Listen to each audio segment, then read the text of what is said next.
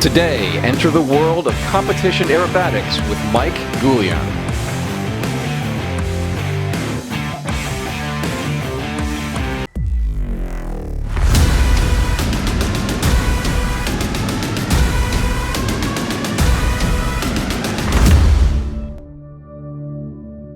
Out here in Lakeland, Florida at, well, my first ever Wings and Waffles, and as guest speaker today that everybody should know by now, Mike Goulian. So Mike, is this your first Wings and Waffles program? Yeah, 100%. You know, we're only here to fly the Airshow, and it's funny, you don't know all of the amazing things that go on behind the scenes to really create and continue to build what has been the Aerospace Center of Excellence and Sun and Fun. So to see a little bit and be with the people that sort of make it happen every day is really special. That's exactly why I decided to come down here before the air show to kind of see behind the scenes BTS, if you will. It's very different from before. You know, there's not much going on to the preparation for the air show.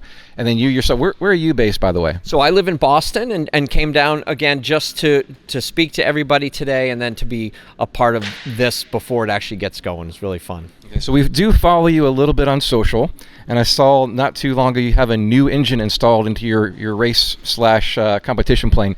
What is that, and what was that like getting a brand new hot rod engine in there? So it's always a little scary. It's a Lycoming Thunderbolt IO 580. So inside of the Thunderbolt factory, they have an experimental division that they build basically aerobatic engines and high-performance engines. So about every third or fourth season, we replace the engine, and we're lucky enough to do that this year. So there's a brand new, fresh engine in there. And, you know, if you follow on social media, the first flight of anything is always just a little scary. Like, is everything hooked up well? Is the fuel running? Is everything good? And so far, it seems to be perfect.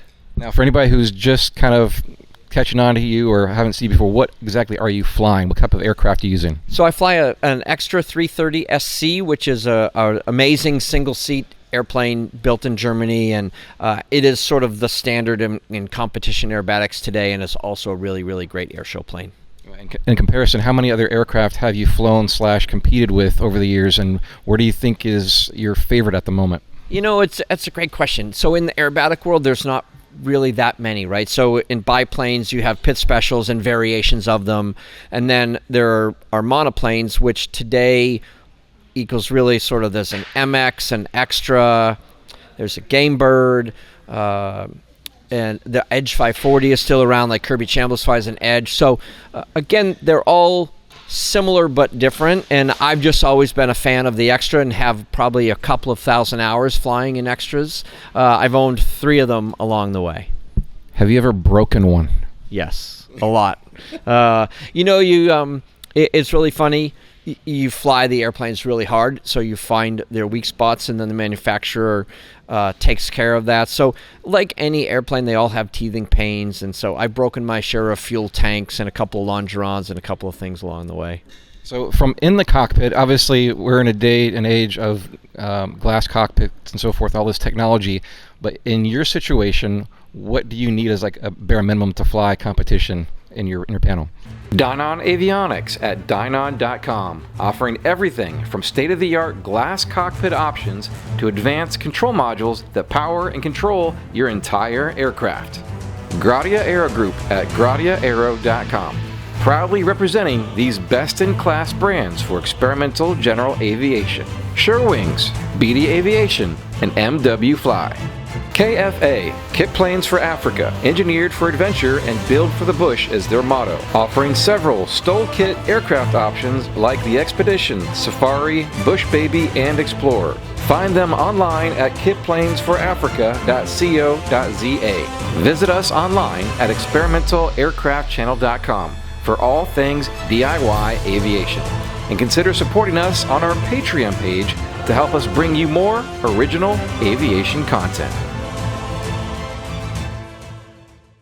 We have an analog airspeed indicator and an analog altimeter, and that's all we need. So we have a fancy Garmin G3X Touch in the middle of the panel, which I actually put the sequence card over the top of it, so you don't even know what's happening to the engine while you're flying. If something was happening, you would smell it before you did anything else. So for us as aerobatic pilots, we care about speed and altitude.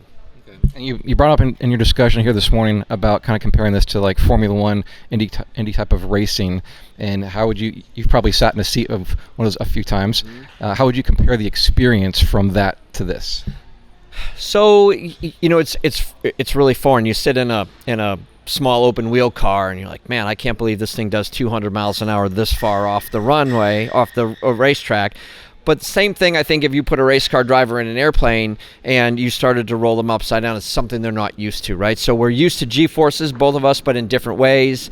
And I think the thing is, as a pilot or a race car driver, if you have to become one with your machine to extract the most out of it, and that's our goal. And so for me, that's the thing in my airplane is I know every vibration, smell, sound, knock, and ping, and how it feels underneath you. And I think the race car thing is the same exact way. So going into the Airshow talk for a second, obviously we're at Sun and Fun, Ground Zero, Lakeland, Florida. There's lots in the works right now to get in preparation for this season, which is going to be a week-long event. And you're back home right now probably practicing. What does your life look like right now in preparation for a show of this magnitude? Yeah, so we have spent all winter renewing everything, right? So we have a big tractor trailer that's all brand new with a new wrap on it, new uniforms, new engine in the airplane, everything's all redone. And so we do all of the planning in the winter so we can execute all summer long. So we're getting ready to fly down here to the south to start practicing. So we'll practice for 3 weeks straight before we get to Sun and Fun, and then you're ready to go. But again, as a pilot and as an athlete, you don't feel completely at one with the airplane until sort of May or June, actually. Okay, so all of your or most of your practicing happen back home at home base, where you come down here weeks in advance in this environment to get kind of accustomed to it. Yeah, so really back at home, you're just starting to get your timing back, because we haven't flown in a few months just due to the weather and working on the airplane. So like a golfer, like a tennis player, it's really repetition and getting your timing back, because there's so much of it is visual.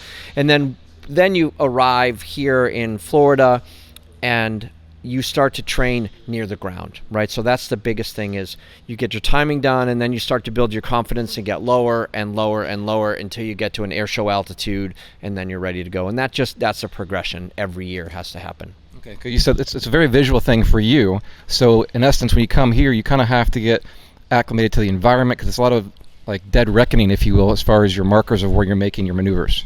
Yeah, exactly. It's really confidence, right? It's confidence that you can do the maneuver low to the ground. And I have a friend that once said, you have to be able to press the I believe button, and you're only able to press the I believe button after you've done a ton of practice and you have that self-confidence built in you. And just because I had it in November doesn't mean I have it in April, right? So you have to go build that again. Sure. And just a few more questions. In the Lakeland show, what kind of maneuver should we expect to see from you in your aircraft? So if you've not seen it before, it's a super high energy tumbling and rolling and snap rolls, and we try to create, if you will, a rock and roll picture in the sky. That's what we're there about. So trying to inspire people to just fall in love with aviation, follow their passion, follow their dreams, and this is what I've chosen to do and have made a great career of it. And it doesn't matter, you don't have to do this, but if by watching me fly, people are like, hey, that's somebody that found what they wanted to do early in life and they were great at it. And I think, it's not because I'm any better or worse as a pilot than anybody else. I just spent a bunch of time doing it, and that's what it takes, right? So it's kind of like your main mission in aviation is to influence others and to get them in aviation. What is kind of the key ingredients, other than obviously pure skill and a great sponsor, to get into this kind of thing? Yeah, as a kid, you don't think you want to grow up and inspire the next generation, because you kind of are the next generation, right? But as you go through your career and the industry is really great to you, you want to make sure that you make a stronger business so that people that want to follow after you have something to step into. So for me, it's really just persevering and doing your best year after year after year. Leo Loudenslager, who was a great aerobatic pilot from the United States and was a world champion, he just said, if you continue to push excellence, people will follow you. And I think that's the thing, is if you just keep striving to do that, in the end, you'll be successful. Now, you mentioned some new paint, new uniforms, and so forth. Are you sticking with the same sponsor, which has been Fly Watt for the past couple years, or are we still going to see you in black and yellow? You will see me in black and yellow, yes. So Watt and both PenFed Credit Union have been the big sponsors for me for the past few years. Watt for a long time, right? People might remember Whelan, and Whelan turned into Whelan Aerospace Technologies, which is the difference. We went from really red and white to black and yellow, and it was funny. I always loved black and yellow airplanes. I had a friend, Mike Cutshaw, who had a black and yellow pit special back in the day, and I always loved his airplane. And right now, I'm actually flying my favorite livery that we've had so far. Well, it's a great look for you, I'll tell you that. Thank you very much. Well, I know you have another engagement here in a few minutes, but thank you for your time. Where can everybody follow you online and social if they've never seen you before? Yeah, so we spend a lot of time on Instagram. So if you're an Instagram person, Mike_Goulian will get you there. It's pretty easy to find, and we do a bunch of really cool in-cockpit, behind-the-scenes, and just trying to bring people along for the ride. Thank you to our loyal patrons over on Patreon. And co-pilot status, Zach Newsom, Mike Babcock, Lynn Gardner, and Gary Martin. Thanks for watching. We'll see you in the next episode.